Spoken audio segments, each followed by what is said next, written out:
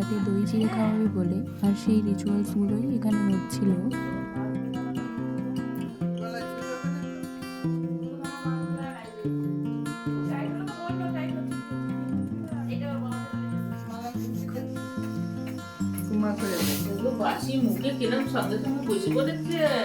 এখনো ওঠেনি, এরকম হচ্ছে পুরো নাকে সর্ষের তেল দিয়ে। আর আমাদের সেই সকালবেলা 3টে থেকে ডাকাডাকি শুরু করেছে।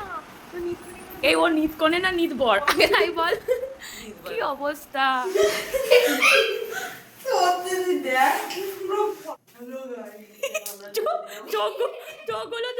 দাদার দই চিড়ের অনুষ্ঠানটা কমপ্লিট হওয়ার পর আমরা সবাই এসে একটু ঘুমিয়েও নিয়েছিলাম, তার কারণ আমাদের কারোরই ঘুম সম্পূর্ণ হয়নি।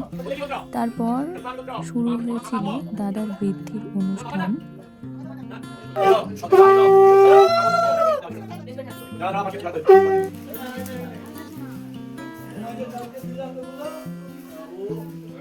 বৃদ্ধি হয়ে গেলে বোনেরা সবাই মিলে হলুদ শাড়ি পরে নিয়েছিলাম আর রেডি হয়ে গিয়েছিলাম গায়ে হলুদের জন্য।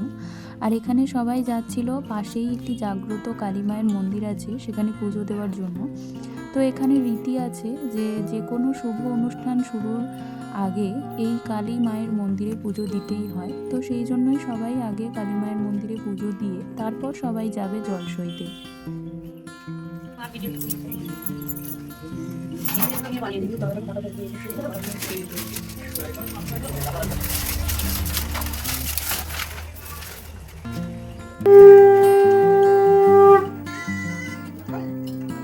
তো পুজো দিয়ে বাড়ি এসে সবাই মিলে হলুদ কুটে আবারও বেরিয়েছিল জলসইতে যাওয়ার জন্য।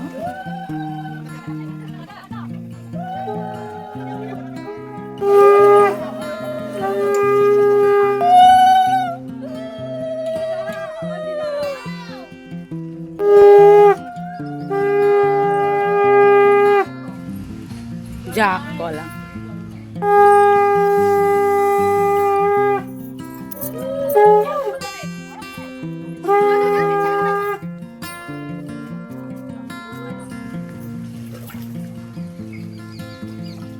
মেয়ের বিয়েতে বেশি ঝামেলা,